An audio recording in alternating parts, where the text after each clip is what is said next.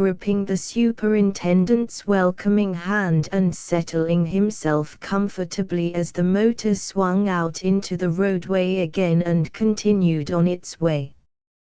"Here I am, you see, Mr. Narkom," and nodding toward the kit bag, "prepared for any emergency, as they say in the melodramas. It isn't often you give me a hurry call like this, so it's fair to suppose that you have something of unusual importance on hand. If you said I had something positively amazing on hand, you'd come a deal nearer the mark, my dear fellow," returned the superintendent. The steelroom case was a fool to it for mystery, although it is not entirely unlike it in some respects, for the thing happened behind locked doors, and there's no clue to when, where, or how the assassin got in, nor the ghost of an explanation to be given as to how he got out again. That is where the two cases are alike, but where they differ is the most amazing point, for the dickens of it is that whereas the steel room was a stable and there were a few people on guard, this crime was committed in a house filled with company. A reception was in progress, yet not only was one of the best-known figures in London society done to death under the very noses, so to speak, of her friends and acquaintances, but jewels of immense value, jewels of historical interest, in fact, were carried off in the most unaccountable manner. In brief, my dear Cleek, the victim was the aged Duchess of Heatherlands. The jewels that have vanished are those two marvelous blush-pink diamonds known to the world of gem collectors as the Silver Stones. Surely, you whose knowledge seems unlimited, noting the blank look on Cleek's face, must have heard of those divine gems. "Indeed, yes," replied Cleek. "I have good reason to know of them, as I shall prove to you presently. My knowledge of the diamonds is so complete that I can tell you at once that they weigh 24 1/65 carats each, that, apart from their marvelous and most unusual color, a delicate azalea pink, like the first flush of the morning, they are, perhaps, the most perfectly cut and most perfectly matched pair of diamonds in the world. What may be their earliest history it is impossible to state. All that is positively known of them is that they once formed two of the three eyes of the god Shiva, and that they were abstracted from the head of the idol during the loot of the Hindu temples after Clive's defeat of Suraja Dowla, in 1757. They were subsequently brought to England, where, in course of time, they passed into the possession of the 5th Duke of Heatherlands, who bestowed them upon his wife as a personal gift, so that they were never at any time included in the entail. "My dear Cleek," said Narkom, looking at him with positive bewilderment, "is there anything you do not know? It is positively marvelous that you should be in possession of all these details regarding the Silver Stones." Cleek looked down at his toes and a faint flush reddened his drooping face. "Not so marvelous as you may think, Mr. Narkom, when I tell you the genesis of it," he said with a slight show of embarrassment. "The Asavas, or worshippers of Shiva, have never relaxed their efforts to regain possession of the stones and return them to their place in the head of their desecrated idol. They have, in fact, offered immense sums to the successive holders of them, and an immense reward to anybody who shall be instrumental in restoring them. In the old times, in my vanishing cracksman days, I once planned to get that reward by stealing the gems, and if I had lived that life another month, if the eyes of a woman had not dimmed the splendid opulence of these cold eyes of a god, his voice sank and dropped off into silence, and Narkom had the good sense and the good taste to look out of the window and say nothing. And so these remarkable diamonds have been stolen after all, have they? Said Cleek, breaking silence suddenly. And that vulgar and overbearing old shrew, the Dowager Duchess of Heatherlands, has paid for the possession of them with her life. Ah, my dear Mr. Narkom, what a disastrous thing lust of power and craving for position is. The lady would better have stuck to her father's beer vats and the glory of Hobson and Simpkins entire, and Heatherlands might better have left her there instead of selling her the right to wear his ducal coronet. They both would have lived and died a deal happier, I am sure. Yes, agreed Narkom. They lived a veritable cat and dog life, I believe, although it was years before my time, or yours either, for the matter of that, so I can only speak from hearsay. His Grace didn't find Miss Simpkins, the brewer's daughter, so enviable a possession after marriage as she had appeared before, and, as she held the purse strings, and held them closely, too, he got precious little but abuse and unhappiness out of the bargain. The lady, feeling herself miles above her former connections when she became Duchess, cut her own people completely, and as her husband's family would have none of her at any price, she simply made enemies for herself on both sides. It was perhaps just as well for all concerned that there were no children. And at the Duke's death some 10 or a dozen years ago, the title passed, I believe, to his younger brother, who in his turn died about 18 months ago and passed it on to a cousin, a young fellow of about 22, who had recently married a girl as little blessed with this world's goods as was he himself. Yes, replied Narkom. And as his grandmother was one of the ladies who had been bitterest in cutting the ex-Miss Simpkins, the old girl never let any of her sympathies or her sovereigns go his way. Of course he tried to make up to her, talked about upholding the dignity of the name and all that, but it was no go, old Moneybags wouldn't part with a stiver. So the interview wound up with some pretty plain speaking on both sides, and the young Duke flung himself out of the house in a towering passion and with no goodwill toward her, which was a bad thing all round, and particularly bad for him. Why? Because that happened only the day before yesterday. Last night the old Duchess was murdered, and, so far as can be ascertained with certainty, he was the last person with her and the last to see her alive. Said Cleek, pulling down his lower lip and frowning at his toes. Not nice that, for the Duke, I must admit. Not at all nice, agreed Narkom. As a matter of fact, I should not be at all surprised if a warrant for his arrest were issued before morning.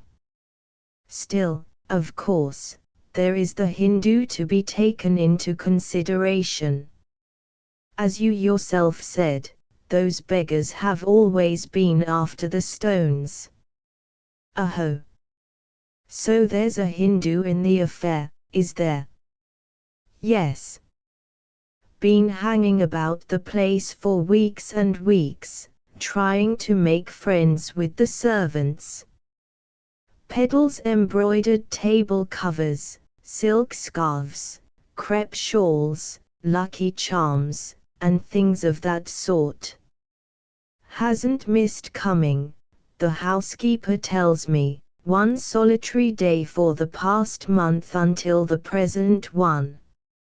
Of course, he may turn up before night, although it's hours and hours past his regular time for calling, but, at the same time, it must be admitted that it has a queer look. Then, too, there's a third party, or, indeed, I might as well say a third and a fourth, for they are brother and sister, a Miss Lucretia Spender and her brother Tom. They're relations of the late Duchess on the Simpkinses' side. Mother was an aunt of hers. Not particularly prepossessing, either of them. Run a second-hand clothing shop over in Camden Town, down on their luck and expected the brokers in. Came to see the Duchess in the effort to borrow money. She bundled them out neck and crop, and the brokers did come in and they went out into the streets, poor wretches. That was 10 days ago. But both were seen hanging about the house last night as late as 11 o'clock. The murder was committed and the jewels stolen somewhere between midnight and 3 o'clock in the morning. Cleek looked up. Suppose you begin the thing at the beginning instead of giving me the case piecemeal in this fashion, Mr. Narkom, he said. How did it all start? Was the Duchess giving an entertainment last night? No, but Captain and Mrs. Harvey Glossop were, and the thing happened at their house, within a stone's throw of Hyde Park Corner. Captain Harvey Glossop, repeated Cleek. Happen by any chance that he's related to Glossop, the big company promoter who floated Say Pavo and Maddox in a household word 3 years ago? Same man. Worth £1 million sterling if he's worth a penny. Isn't really a military man, you know. Was captain in the volunteers up to the time of their disbanding. Topping fine fellow, popular everywhere. Makes money hand over fist, and gives the best dinners in town, they say. 2 very excellent passports to society under modern conditions, commented Cleek. Well, go on.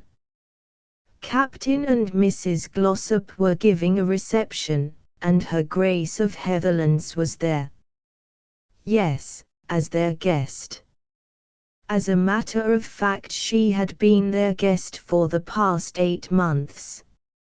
She and Mrs. Glossop took a great fancy to each other when they met at Nice last October, and the Duchess, being entirely alone and getting too old to care much for social affairs, rented her house in Park Lane to an American family, and took up her abode with the Glossops. A suite of rooms was placed at her disposal, and, since, unlike most feminine friendships, this one grew warmer and closer every day, she appears to have been perfectly comfortable and happy for the first time in many years. Good. Let us have the story of last night now, please. How did the Duchess come to have the silver stones in her personal possession at that time? Surely she was not insane enough to keep the gems in the house with her. No, she never did that. They were always in the strong room at her banker's. She hadn't even seen them, much less worn them, for years until, on her order, they were brought to her from the bank yesterday morning so that she might appear in them last night, for last night was an exceptional occasion. In what particular way? It was to be Mrs. Glossop's last at home for a long, long time. Her health not being very good of late, the doctors had ordered a voyage to the Cape, and everything has long been in readiness for her departure next Wednesday fortnight.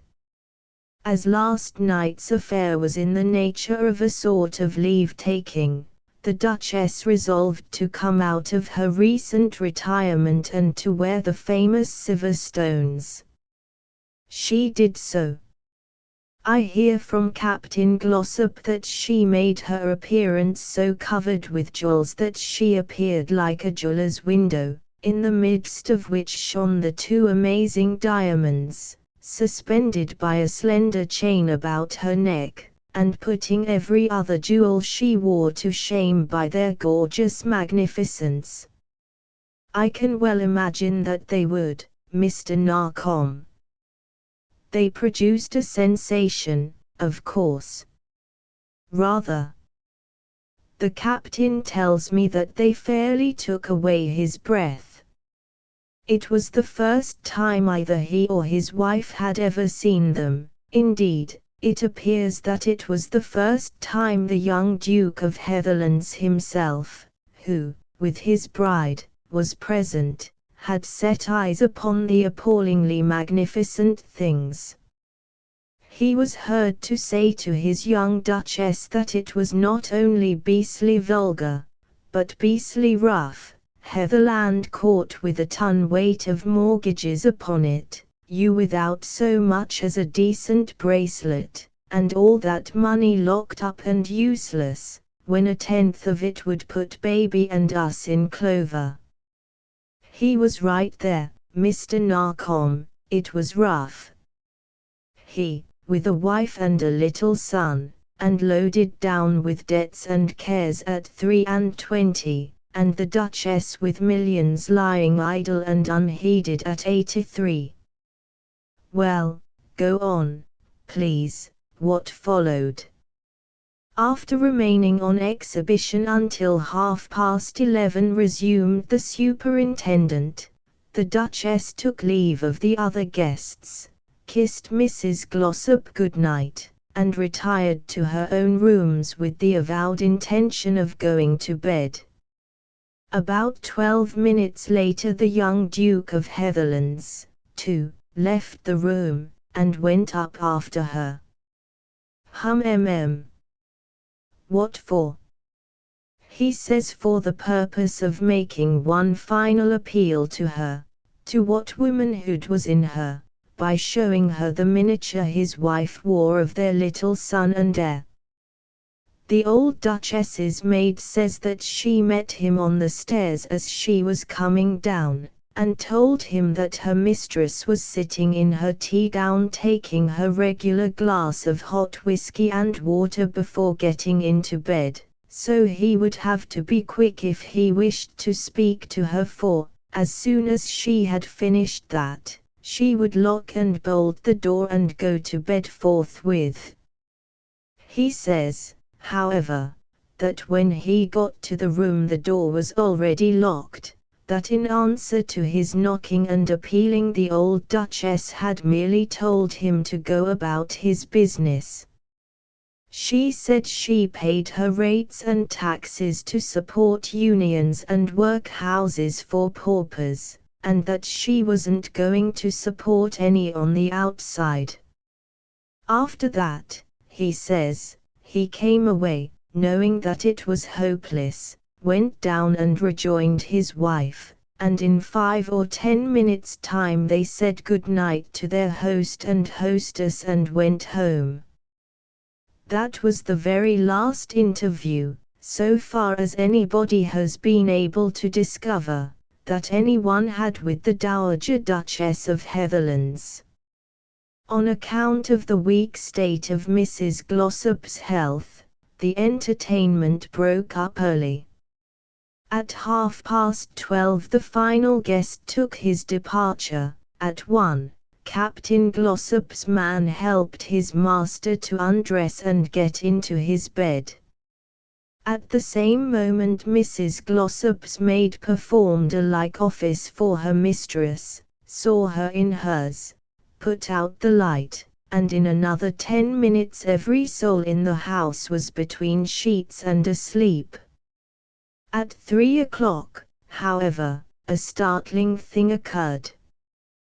Godwin, the cook, waking thirsty and finding her water bottle empty, rose and went downstairs to fill it. She returned in a panic to rouse the housekeeper, Mrs. Condiment, and tell her that there was a light burning in the old Duchess's room, its reflection being clearly visible under the door and through the keyhole. She, the cook, had knocked on the door to inquire if anything was wanted, as she knew the Duchess's maid was asleep in another part of the house. But she had been unable to get any sort of a response. Well, to make a long story short, my dear Cleek went on Narcom. The household was roused. The door of the Duchess's room was found to be both locked and bolted on the inside, so securely that, all other efforts to open it proving unavailing, an axe had to be procured and the barrier hacked down. When the last fragment fell and the captain and his servants could get into the room, a horrible sight awaited them. On the Duchess's dressing table her 2-bedroom candles were still burning, just as the maid says she left them when she went out and met the young Duke coming up the stairs. On the bed lay the Duchess herself, stone dead, a noosed rope drawn tightly round her neck, used, no doubt, to keep her from calling out, and the bedding was literally saturated with the blood which flowed from several stab wounds in the breast, the side, and the fleshy upper part of both arms. Commented Cleek.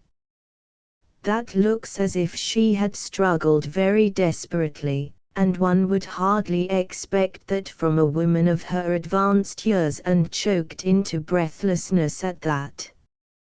Still, her arms could not have been cut otherwise. Arms are not vital parts, and the maddest of assassins would know that. So, of course, they were either slashed unavoidably in a desperate death struggle or, else, his brows knotted, his voice slipped off into reflective silence. He took his chin between his thumb and forefinger and squeezed it hard. After a moment, however, Mr. Narcombe, he inquired, were the silver stones found to have been stolen at the same time that the body was discovered, or was their loss learned of later? Oh, at the very instant the body was discovered, my dear chap. It could hardly have been overlooked for so much as an instant, for the slender chain upon which they had formerly hung was lying across the body, the setting of the gems had been prized open and the diamond removed. Singular circumstances, both. In what way, Cleek? Well, for one thing, it shows that the assassin must have had plenty of time and a very good reason for taking the stones without their setting. If he hadn't, he'd have grabbed the thing and done that elsewhere. Must have taken them to the light for the purpose and laid them down upon some firm, hard surface. You can't pick a diamond out of a good setting without some little difficulty, Mr. Narcombe, and certainly not in the palm of your hand. Why, then, should the assassin have brought the chain back after that operation and laid it upon the body of the victim? Rather looks as if he wanted the fact that the stones had disappeared to be apparent at first glance. Any other jewels stolen at the same time? No, only the silver stones. And the noosed rope that was about the neck of the murdered woman, what was that like? Something that had been brought from outside the house or something that could be picked up within it? As a matter of fact, my dear fellow, it was part of the bell rope that belonged to that very room. It had been cut off and converted into a noose. "Oh," said Cleek. I see, I see." Then, after a moment, "Pull down the blinds of the limousine, will you, Mr. Narcombe?" he added as he bent and picked up the kit bag. "I want to do a little bit in the way of a change, and, if you are proceeding directly to the scene of the murder, I am, dear chap." "Any idea, Cleek?" "Bushels. Tell you if they're worth anything after I've seen the body. If they are, well, I shall either have the silver stones in my hand before 8 o'clock tonight, or, yes, old chap." "Or what?" "Or the Hindus got 'em and they're already out of the country for good and all. And, Mr. Narcombe, George Headland will do, if you please." Leonard having slackened the speed of the motor considerably, and in addition taken 2 or 3 wide curves out of the direct line, it was quite 4:30 when the limousine stopped in front of the Glossop residence, about which a curious collection of morbid-minded people had gathered. There alighted therefrom, first the superintendent, and then the overdressed figure with the lank, fair hair and the fresh-colored, insipid countenance of as perfect a specimen of the genus saphead as you could pick up anywhere between John O'Groats and Land's End. A flower was in his buttonhole, a monocle in his eye, and the gold head of his jointed walking stick was sucked into the red eyelet of his puckered-up lips. "Oh, yes.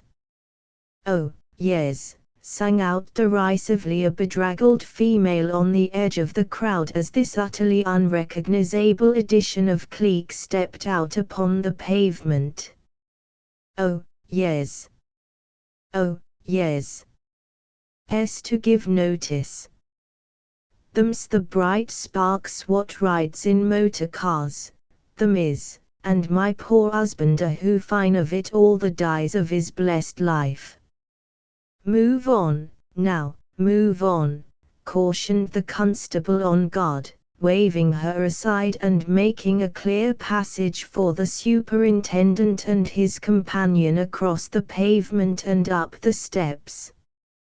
And a moment later Cleek was in the house, in the morning room, in the presence of Captain Harvey Glossop, his wife, and the young Duke of Heatherlands. The lady was a pale, fragile-looking woman of about 23, very beautiful, very well-bred, low-voiced, and altogether charming. Her husband was some 5 or 6 years her senior, a genial, kindly man with a winning smile, an engaging personality, and the manners of one used to the good things of life and, like all people who really are used to them, making no boast of it and putting on no side whatsoever. As for the young Duke, well, he was just an impetuous, hot-headed, hot-tongued, lovable boy, the kind of chap who, in a moment of temper, would swear to have your heart's blood, but, if you stumbled and fell the next moment, would risk breaking his neck to get to you and help you and offer you his last shilling to cab it home. "Well, here I am, you see," Mr. Narcombe blurted out his impulsive grace as the superintendent and Cleek came in. "If any of your lot want me they won't have to hunt me up and they won't find me funking it, no matter how black it looks for me. I didn't kill her, I didn't even get to see her, and anybody that says I did, lies, that's all. My dear Heatherlands, protested the captain, don't work yourself up into such a pitch of excitement. I don't suppose Mr. Narkom has come here to arrest you. It is just as black with regard to that mysterious Hindu fellow, remember. Perhaps a little blacker when you come to recall how suddenly and mysteriously he has disappeared. And, certainly, his motive looks quite as strong as yours. I haven't any motive, I never did have one, and I take it beastly unkind of you to say that, Glossop, blurted out the young Duke impetuously. Just because I'm hard up is no reason why I should commit murder and robbery. What could I want with the silver stones? I couldn't sell them, could I? Marked things that every diamond dealer in the world knows. Oh, yes, I know what people say. I could have turned them over to the Hindu and claimed the reward. That perhaps I did, and that's why this particular Hindu has disappeared. But it's not true.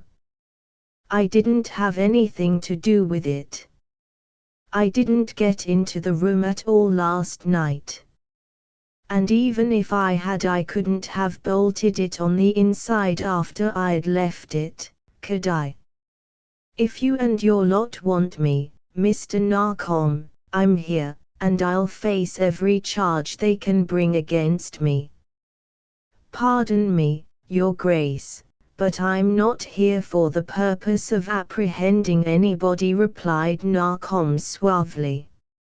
My errand is of a totally different sort, I assure you. Captain Glossop, allow me to make you acquainted with a great friend of mine, Mr. George Headland. Mr. Headland is an amateur investigator of criminal matters, and he has taken a fancy to look into the details of this one. It may be that he will stumble upon something of importance, who knows? And in such an affair as this I deem it best to leave no stone unturned, no chance untried. Quite so, Mr. Narkom. Quite so, agreed the captain. Mr. Headland, I am delighted to meet you, though, of course, I should have preferred to do so under happier circumstances. Thanks very much, said Cleek with an inane drawl, but a quick, searching look out of the corner of his eye at the young Duke.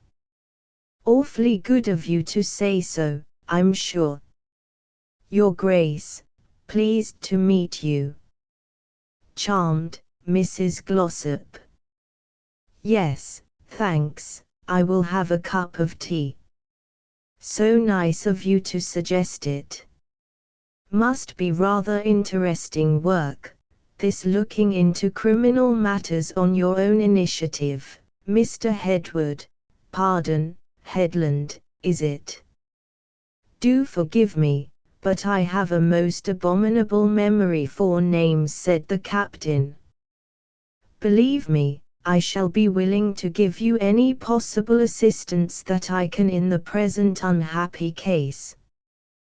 Thanks, jolly kind of you, and I very much appreciate it, I assure you, returned Cleek in his best blithering idiot fashion.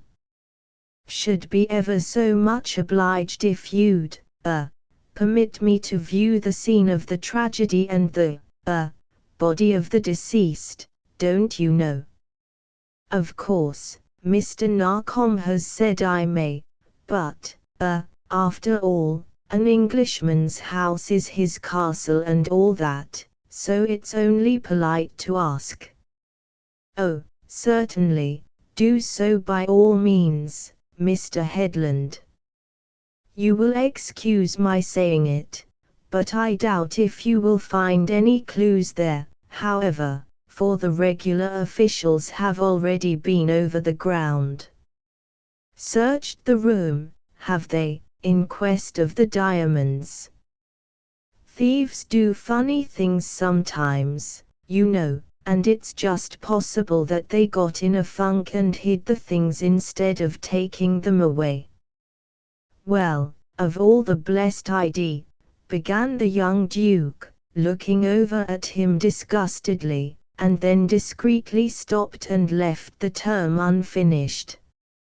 I fancy, my dear Headland, interposed Narkom, I neglected to tell you that the captain had my men search the place from top to bottom, go through every cupboard, into every nook and corner, turn out the servants' boxes, even his own and Mrs. Glossop's, as well, so that it is certain the jewels could not have been concealed anywhere about the premises either by accident or design. Nothing was found, nothing. The silver stones have utterly and completely disappeared. And no other jewels besides. Not a solitary one, Mr. Headland. Rum sort of a thief, wasn't it, to cut off with only half the booty? The Duchess must have had lots of other jewels, and there were Mrs. Glossop's, too. Those superb rings of yours, for instance, madam, fancy a burglar getting in and not paying his respects to those. Pardon me, her hand, a glitter with splendid flashing diamonds, was resting on the edge of the tea table. He bent over and looked at them closely. Naturally she resented this under the circumstances, but though her cheeks flushed she let the hand rest where it was until he had studied it to his heart's content. May I say, Mr. Headland, that all her Grace's jewels have been identified by her banker, to whose care the police have returned them, she said with just the shadow of an indignant note in her low, sweet voice. These have been in my possession for years, thank you. 1,000 people can testify to that, and the insinuation is not nice. My dear madam, I assure you I had not the slightest thought, very likely not. As a matter of fact, I don't see how you could, Mr. Headland. But under these distressing and extraordinary circumstances it was an unhappy attention and a most suggestive one.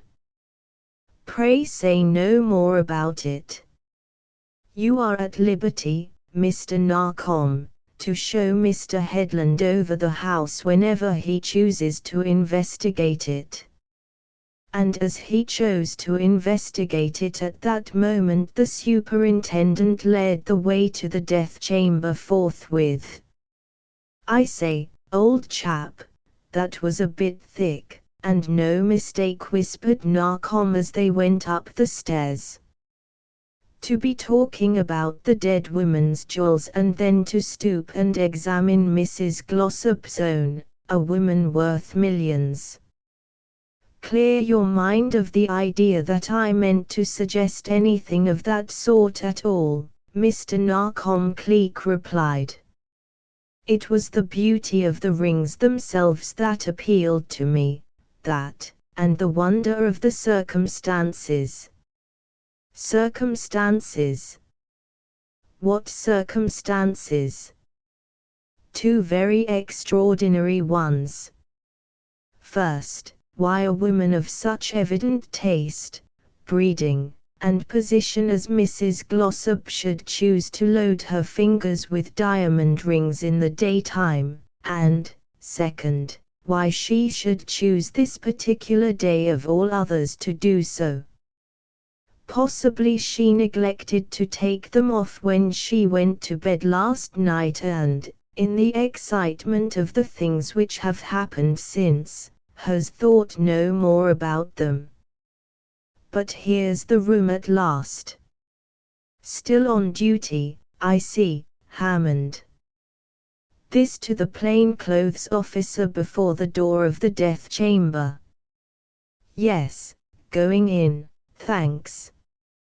Come along, Headland.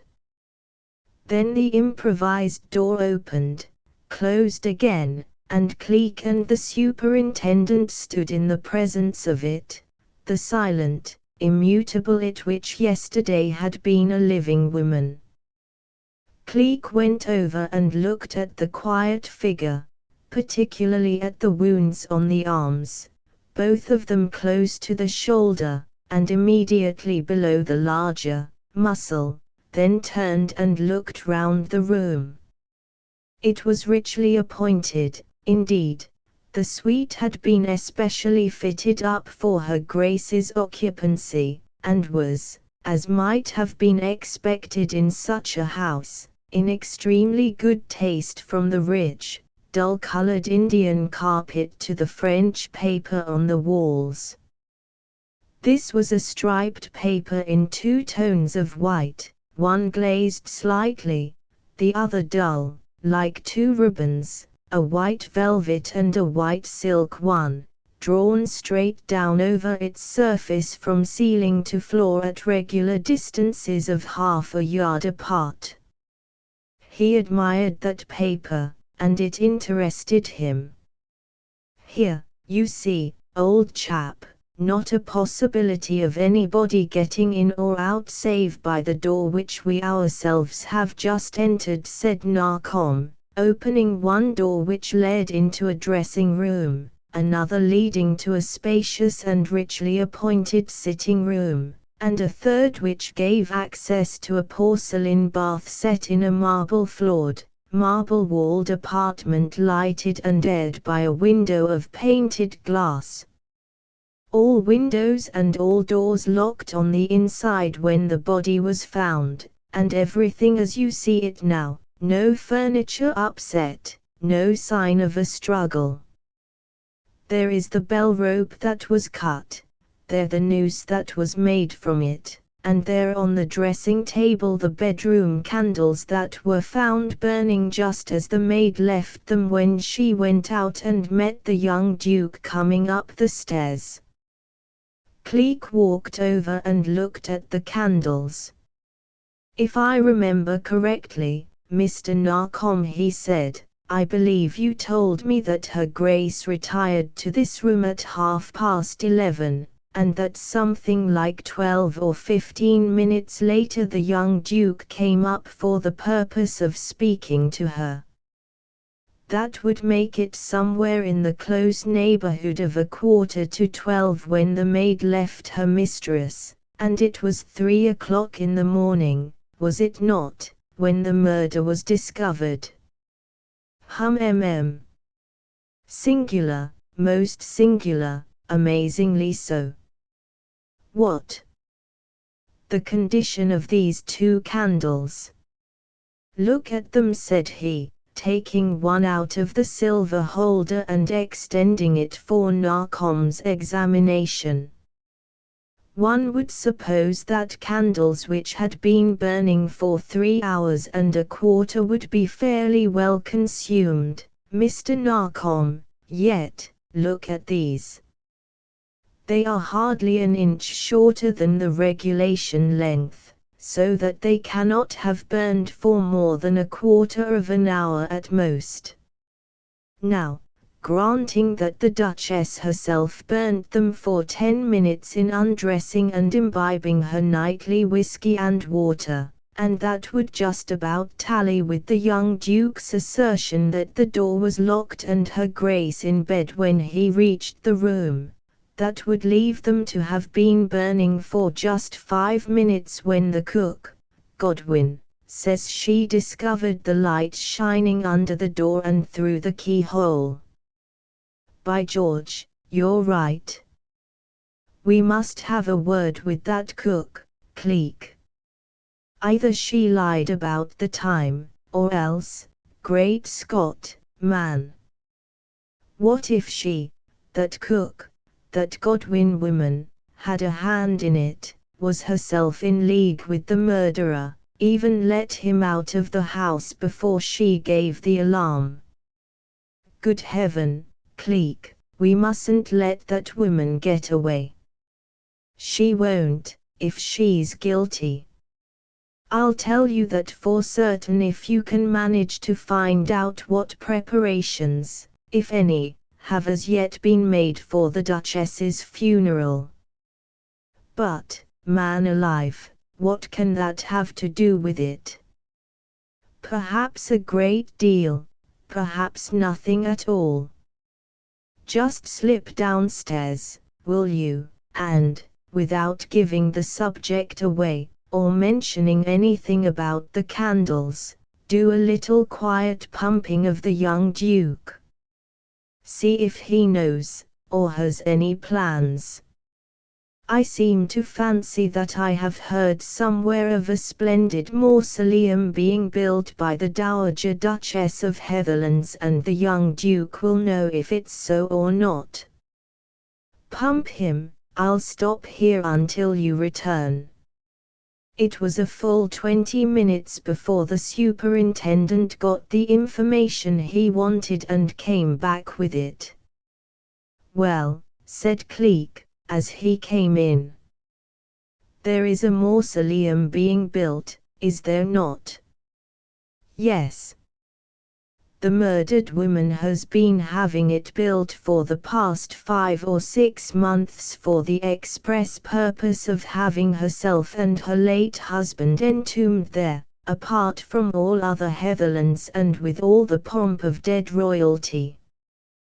The structure will not be completed for quite another half-year.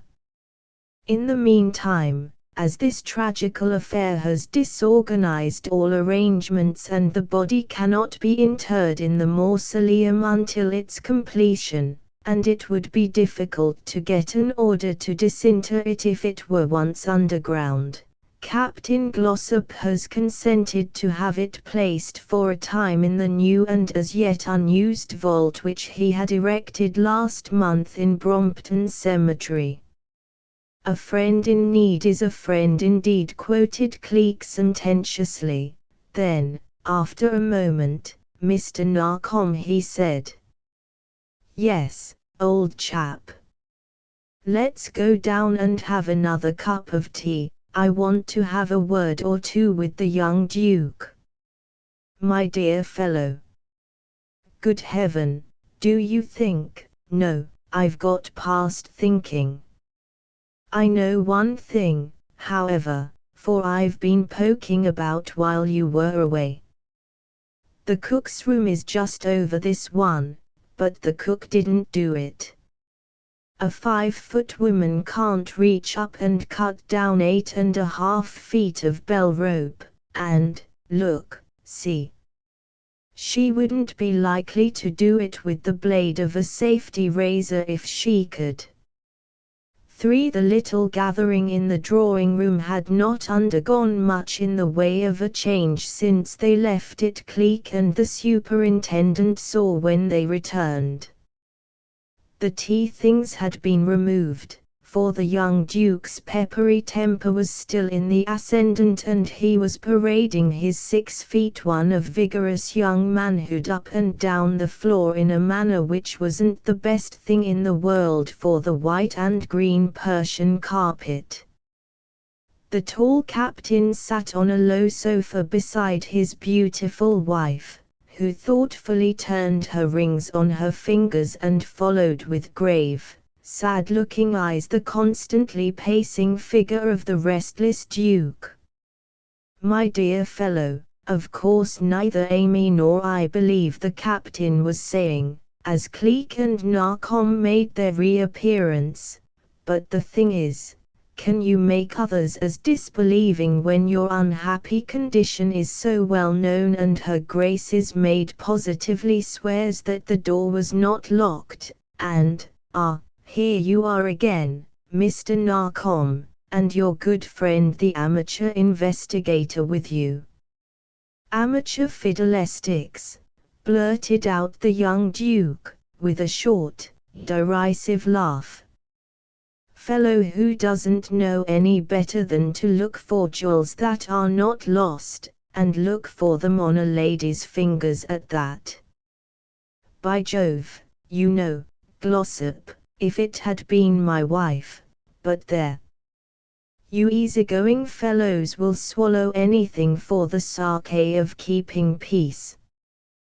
Well, Mr. Crime Investigator, found out who did it yet, eh?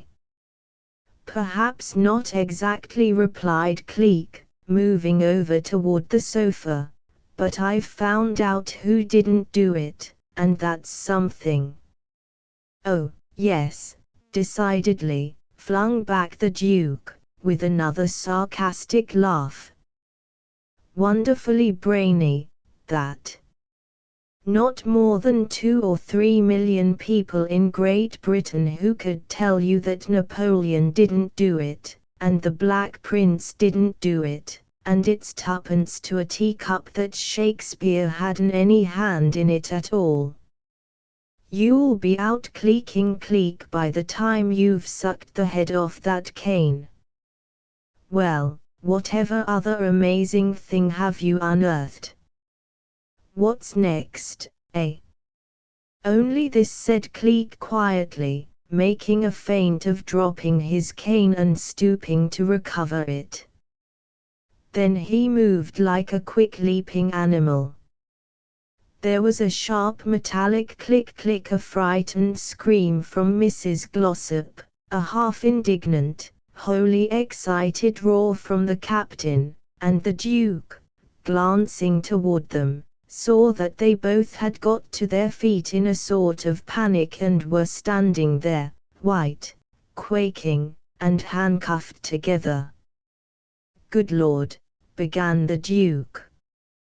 Look here, Mr. Narcombe, I say. This idiot's out of his head. More than out of it, swung in the captain furiously. To people in our position. Good God! I can stand a fool as far as any man can, Mr. Narcombe, but when it comes to this, look here, you, Mr. Woodhead, or Thickhead, or whatever your infernal name is, call a spade, my dear captain. The name is Cleek, if you can't remember my other. Cleek. The Duke repeated it with a sort of gulp. The captain spat it out as though it were something red hot, and the captain's wife merely whined it and fainted. Yes, Captain, Cleek. Oh, I've got you, my friend, got you foul, said Cleek in reply. All but ruined by the failure of the gold reefs and the milling and mining companies last autumn, weren't you, and have been playing a bluff game and living on your credit ever since. A pretty little scheme you two beauties hatched up between you to get the old Duchess into your clutches, to rob her of the silver stones, and to have Mrs. Glossop and your Hindu ally slip over to India with them and claim the reward before the truth of your financial condition leaked out. Oh, yes, I've got you, my friend, got you tight and fast. And, Captain, I've got something more as well. I've got the place where the panel slides in the striped wallpaper and leads to the wardrobe with the false back in your own room. I've got your private papers, I've got the safety razor blade, and I've got the hiding place of the silver stones as well. Humph. Fainted like any other human brute when he's pushed to the wall. That's right, Hammond. Call the constable in from outside and take the pair of them away. Oh, don't waste any pity on them, Your Grace, as the Duke moved impulsively toward the stricken and defeated pair. They wouldn't have hesitated to hang you if they could have turned the evidence your way and saved their own wretched skins, And all for a pair of rose-pink diamonds that are red enough now, God knows. What's that? Where are they? Where you must get a surgeon to abstract them, for I wouldn't touch them for millions, Your Grace.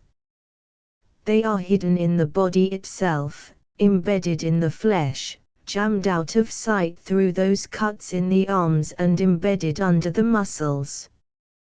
Good heaven, how horrible! Yes, isn't it?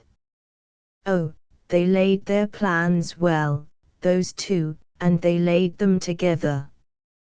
The body would not be put underground for a long, long time, and when it was the silver stones would not go to earth with it. There was the specially constructed vault at Brompton, their private property. They would get the stones while the body lay there, and nobody would be a whit the wiser. Ring for a glass of wine, Your Grace, and after you have steadied your nerves I'll take you upstairs and show you something. In the captain's room there's a wardrobe which has a false back, and behind that is a sliding panel, its joining hidden by the stripes of the wallpaper, which leads into the old Duchess's bedroom. That is how they got in and got out again and left every door and window locked on the inside. When they had finished their work, they lit the candles, and the rest you know. If there is anything to joy over in this appalling affair, find it in this fact: I am convinced that the Dowager Duchess died intestate. That being so, and she having no other living relatives, her property will no doubt be divided equally, by order of the Crown, between 3 persons, yourself, for one, and those 2 poor, homeless creatures, Tom Spender and his sister, for the others, and as it amounts to several millions sterling, dark days are over for you and for them forever. Asterisk asterisk asterisk asterisk asterisk. How did I find it out? Said Cleek, answering Narkom's question, as they drove home through the shadows of evening together. Well, I think I first got a suspicion of the captain and his wife when you told me about the cut bell rope, because, you see, it is hardly likely that anybody could get into the room and cut that without disturbing the old lady, and, as she didn't cry out, I came to the conclusion that somebody must certainly be someone she knew and trusted, and whose presence in the room would not be unusual. That at once suggested Mrs. Glossop, and the possibility of the lady saying that she had heard a noise, and had come up and found the door unlocked. The captain, who would make his entrance unheard while they were talking, would cut the rope, throw the noose round the victim's neck while she was off guard, and the rest would follow easily. But I could find no motive and could get no actual clue until I looked at the lady's rings. Clearly the putting of them on was an attempt to accentuate the presumed fact of their great wealth by exhibiting open evidence of how richly the lady was dowered with jewels and how little she need covered those of others. I got upon the trail of the true state of affairs when I examined those rings and found that they were simply paste, close imitations of the splendid originals which she had no doubt long since been obliged either to pawn or sell. As for the hiding place of the silver stones, the fact of the utterly unnecessary wounds in the arms, unnecessary as helping the assassin to kill her, I mean, gave me the first hint of that. Afterward, when I saw the body, and noticed the position of those wounds, I was sure of it. That is where Glossop bungled. They could not have come about in any struggle or any possible effort of the deceased to protect herself by throwing up her arms, for they were in the wrong position, for one thing, and they were deep, clean-cut punctures, for another, and, my corner at last. The riddle is solved, Mr. Narkom. Good night. Chapter 11 The Divided House. Superintendent Narkom waiting upstairs in your room, sir. Come unexpected and sudden like about 5 minutes ago, said Dollops, as the key was withdrawn from the lock and Cleek stepped into the house. Told him you'd just run round the corner, sir, to get a fresh supply of them cigarettes you're so partial to. So he sat down and waited. And, oh, I say, Governor. Yes, said Cleek inquiringly, stopping in his 2 steps at a time ascent of the stairs. Letter come for you, too, sir, whilst you was out. Envelope wrote in a lady's hand, and directed to Captain Burbage. Took it up and laid it on your table, sir. All right, said Cleek, and resumed his journey up the stairs, passing a moment later into his private room and the presence of Maverick Narkom. The superintendent, who was standing by the window looking out into the brilliant radiance of the morning, turned as he heard the door creak, and immediately set his back to the things that had nothing to do with the conduct of Scotland Yard, and advanced toward his famous ally with that eagerness and enthusiasm which he reserved for matters connected with crime and the law. My dear Cleek, such a case, you'll fairly revel in it, he began excitedly. As I didn't expect to find you out at this hour of the morning, I dispensed with the formality of phoning, hopped into the car, and came on at once. Dollops said you'd be back in half a minute, and looking at his watch, it's now 10 since I arrived.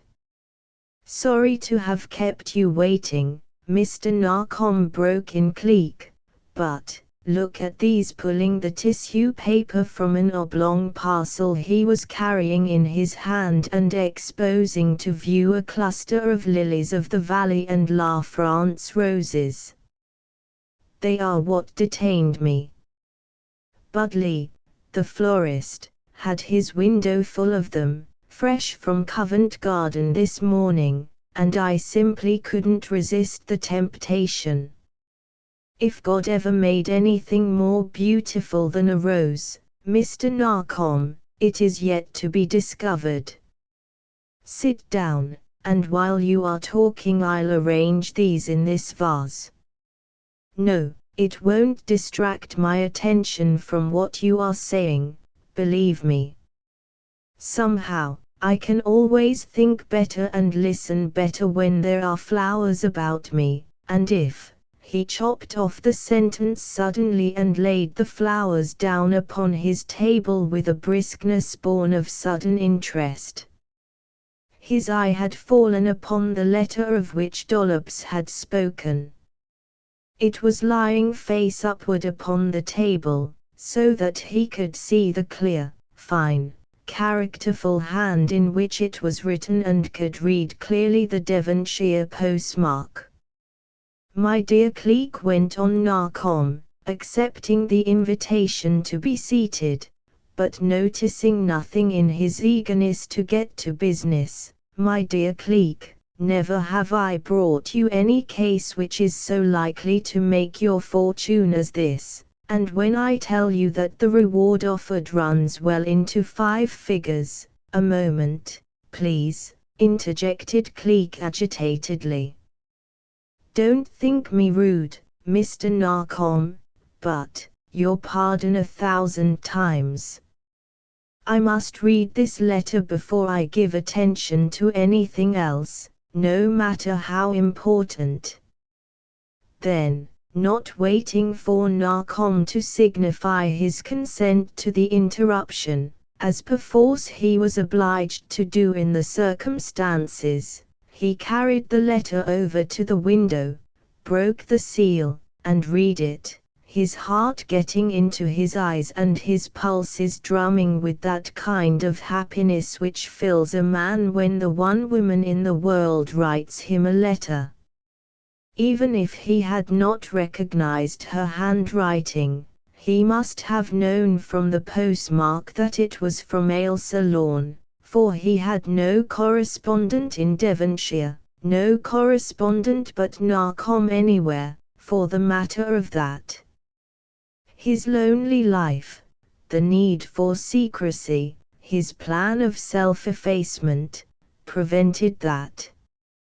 But he had known for months that Miss Lorne was in Devon, that she had gone there as governess in the family of Sir Jasper Drood, when her determination not to leave England had compelled her to resign her position as guide and preceptress to little Lord Chepstow on the occasion of his mother's wedding with Captain Hawksley. And now to have her write to him. A sort of mist got into his eyes and blurred everything for a moment. When it had passed and he could see clearly, he set his back to Narkom and read these words: The Priory, Tuesday, the 10th of June. Dear friend, if you remember, as I so often do, that last day in London, when you put off the demands of your duty to see me safely in the train and on my way to this new home, you will perhaps also remember something that you said to me at parting. You told me that if a time ever came when I should need your friendship or your help, I had but to ask for them. If that is true, and I feel sure that it is, dear Mr. Cleek, I need them now. Not for myself, however, but for one who has proved a kind friend indeed since my coming here, and who, through me, asks your kind aid in solving a deep and distressing mystery and saving a threatened human life. No reward can be offered, I fear, beyond that which comes of the knowledge of having done a good and generous act, Mr. Cleek, for my friend is not in a position to offer one.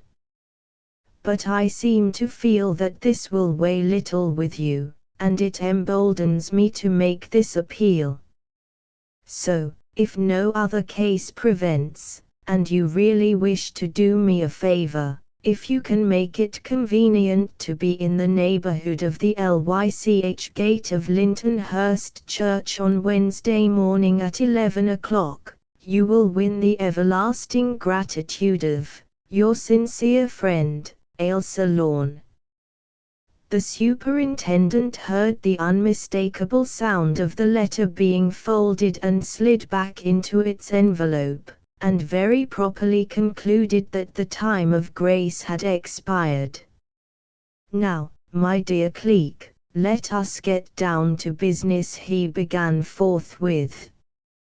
This amazing case which I wish you to undertake and will, as I have already said, bring you a colossal reward. Your pardon, Mr. Narkom, interjected Cleek, screwing round on his heel and beginning to search for a railway guide among the litter of papers and pamphlets jammed into the spaces of a revolving bookcase. Your pardon, but I can undertake no case, sir, at least, for the present. I am called to Devonshire, and must start at once. What's that? No, there is nothing to be won, not a farthing piece. It's a matter of friendship, nothing more. But, Cleek, God bless my soul, man, this is madness. You are simply chucking away enough money to keep you for the next 3 years. It wouldn't make any difference if it were enough to keep me for the next 20, Mr. Narkom. You can't buy entrance to paradise for all the money in the world, my friend, and I'm getting a day in it for nothing. Now then, flirting over the leaves of the guidebook, let's see how the trains run. Dorset, Darsham, Dalby, Devonshire. Good. Here you are. Too late for that.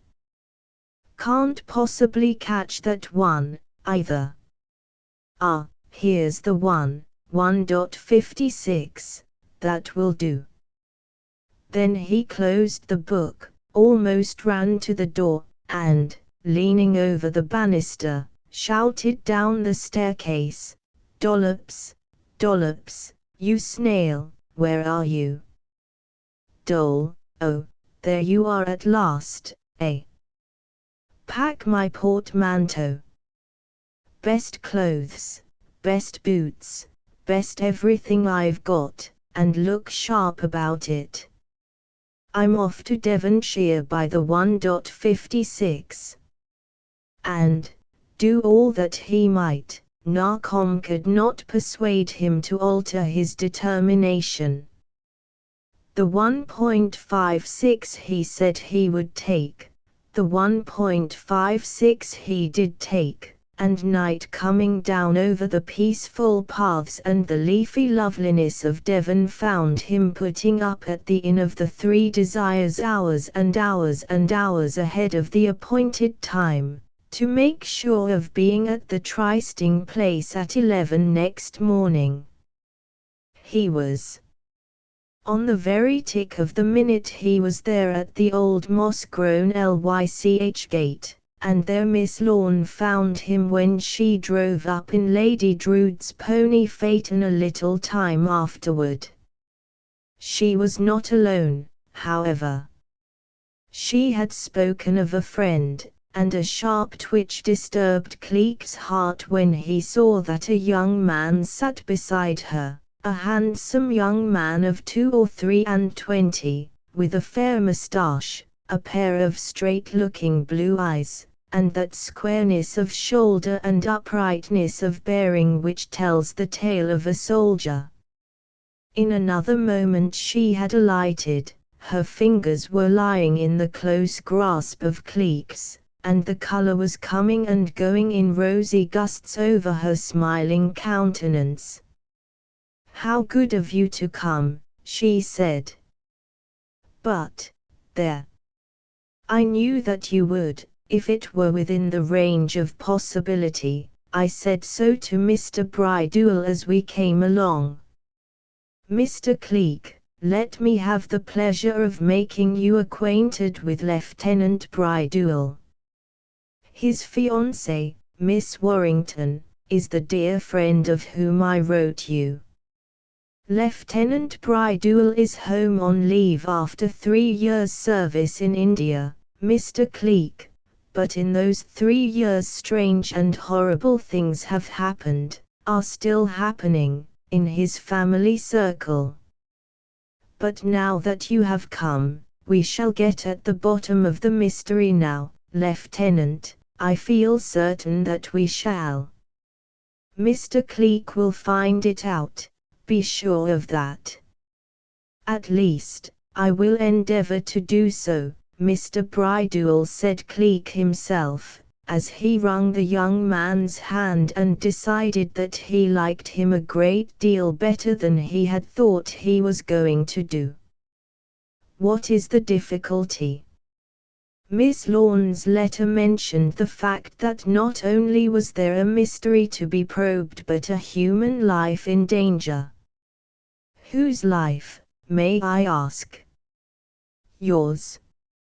No, he made reply, with a sort of groan.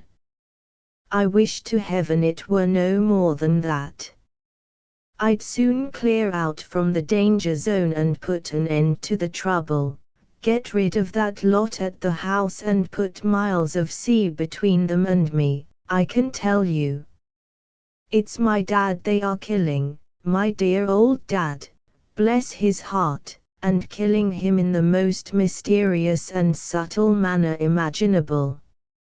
I don't know how, I don't know why, that's the mystery of it, for he hasn't any money nor any expectations, just the annuity he bought when he got too old to follow his calling. He used to be a sea captain, Mr. Cleek, and there'd be no sense in getting rid of him for that, because, of course, the annuity dies with him. But somebody's got some kind of a motive and somebody's doing it, that's certain, for when I went out to India 3 years ago he was a hale and hearty old chap, fit as a fiddle and lively as a cricket, and now, when I come back on leave, I find him a broken wreck, a peevish, wasted old man, hardly able to help himself, and afflicted with some horrible incurable disease which seems to be eating him up alive. Eating him, repeated Cleek. What do you mean by eating him, Mr. Bridewell? The expression is peculiar. Well, it exactly explains the circumstances, Mr. Cleek. If I didn't know better, I should think it a case of leprosy. But it isn't. I've seen cases of leprosy, and this isn't one of them. There's none of the peculiar odor, for one thing, and, for another, it isn't contagious. You can touch the spots without suffering doing so, although he suffers, dear old boy, and suffers horribly. It's just living decay, Mr. Cleek, just that. Fordyce, that's the doctor who's attending him, you know, says that the only way he has found to check the thing is by amputation. Already the dear old chap has lost 3 fingers from the right hand by that means. Fordyce says that the hand itself will have to go in time if they can't check the thing, and then, if that doesn't stop it, the arm will have to go. Cleek puckered up his brows and began to rub his thumb and forefinger up and down his chin. Fordyce seems to have a pronounced penchant for amputation, Mr. Bridewell, he said after a moment. Competent surgeon, do you think? Who, Fordyce? Lord bless you, yes. One of the big pots in that line. Harley Street specialist in his day. Fell heir to a ton of money, I believe, and gave up practice because it was too wearing. Couldn't get over the love of it, however. So set up a ripping little place down here, went in for scientific work, honor and glory of the profession and all that sort of thing, you know. God knows what would have become of the dad if he hadn't taken up the case. Might be in his grave by this time. Fordyce has been a real friend, Mr. Cleek. I can't be grateful enough to him for the good he has done, taking the dear old dad into his home, so to speak, him and Aunt Ruth and that pair, the Cordovers. The Cordovers. Who are they? Friends or relatives? Neither, I'm afraid. To tell the truth, they are the people I suspect. Though God knows why I should, and God forgive me if I'm wrong. They're 2 West Indians, brother and sister, Mr. Cleek. Their father was mate of the Henrietta, under my dad, years and years ago. Mutinied, too, the beggar, and was shot down, as he ought to have been, as any mutineer ought to be.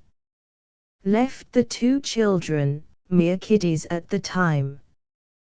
Dad took 'em in, and has been keeping them and doing for them ever since.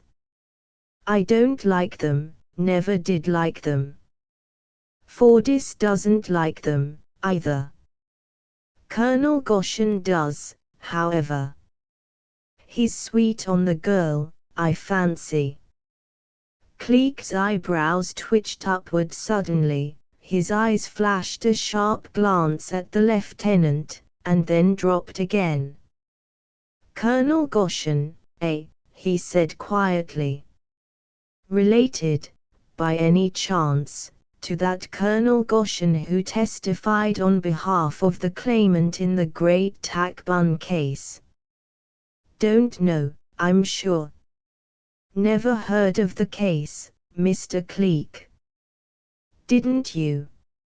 It was quite a sensation some 18 months ago. But you were in India, then, of course. Fellow turned up who claimed to be the long-lost Sir Aubrey Takbun who ran away to sea when a boy some 30-odd years ago and was lost track of entirely. Lost his case at that first trial, and got sent to prison for conspiracy, is out again now. Claims to have new and irrefutable refutable evidence, and is going to have a second try for the title and estates.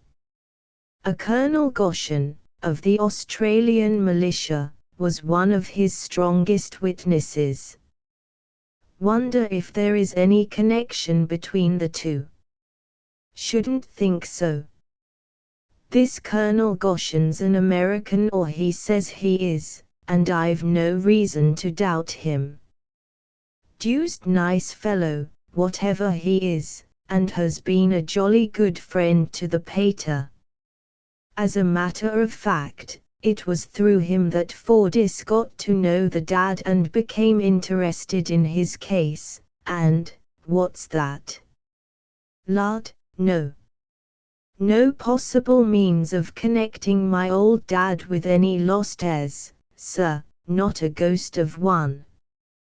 Born here in Devon, married here, lived all his life here, that is, whenever he was on land, and he'll die here, and die soon, too, if you don't get at the bottom of this and save him. And you will, Mr. Cleek, and you will, won't you? Miss Lorne says that you've solved deeper mysteries than this, and that you will get at the bottom of it without fail. Miss Lorne has more faith in my ability than most people, I fear, Mr. Bridewell. I will try to live up to it, however. But suppose you give me the facts of the case a little more clearly. When and how did it all begin? I think it was about 8 months ago that Aunt Ruth wrote me about it, the lieutenant replied. Aunt Ruth is my late mother's maiden sister, Mr. Cleek. My mother died at my birth, and Aunt Ruth brought me up. As I told you, my father retired from the sea some years ago, and, having purchased an annuity, lived on that. He managed to scrape enough together to have me schooled properly and put through Sandhurst, and when I got my lieutenancy, and was subsequently appointed to a commission in India, I left him living in the little old cottage where I was born. With him were Aunt Ruth and Paul and Lucretia Cordova. Up to about 8 months or so ago he continued to live there, devoting himself to his little garden and enjoying life on land as much as a man who loves the sea ever can do. Then, of a sudden, Lucretia Cordova fell in with Colonel Goshen, and introduced him to the pater. A few days after that my father seems to have eaten something which disagreed with him, for he was suddenly seized with all the symptoms of ptomaine poisoning. He rallied, however, but from that point a strange weakness overcame him, and at the Colonel's suggestion he went for a sail round the coast with him. He did not improve. The weakness seemed to grow, but without any sign of the horrible bodily suffering with which he is now afflicted. Colonel Goshen is a great friend of Dr. Fordyce's, and through that friendship managed to interest him in the case to such a degree that he made a 20-mile trip especially to see my father. They struck up a great friendship. Fordyce was certain, he said, that he could cure the dad if he had him within daily reach, and, on the dad saying that he couldn't afford to come over to this part of the country and keep up 2 establishments, Fordyce came to the rescue, like the jolly brick he is. In other words, his place here being a good deal larger than he requires, he's a bachelor, Mr. Cleek. He put up a sort of partition to separate it into 2 establishments, so to speak, put one half at the dad's disposal rent-free, and there he is housed now, and Aunt Ruth and the 2 Cordovers with him. Yes, and even me, now, for as soon as he heard that I was coming home on leave, Fordyce wouldn't listen to my going to the 3 Desires for digs, but insisted that I, too, should be taken in, and a clinking suite of rooms in the West Wing put at my disposal.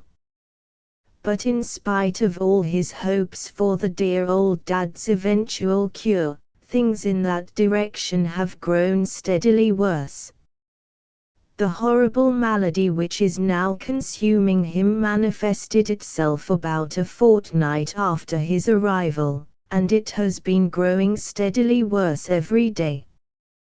But it isn't natural, Mr. Cleek. I know what I am saying, and I say that somebody is doing something to him for some diabolical reason of which I know nothing, and he is dying by inches. Not by poison, I am sure of that, for since the hour of my return I have not let him eat or drink a single thing without myself partaking of it before it goes to him and eating more of it after it has gone to him.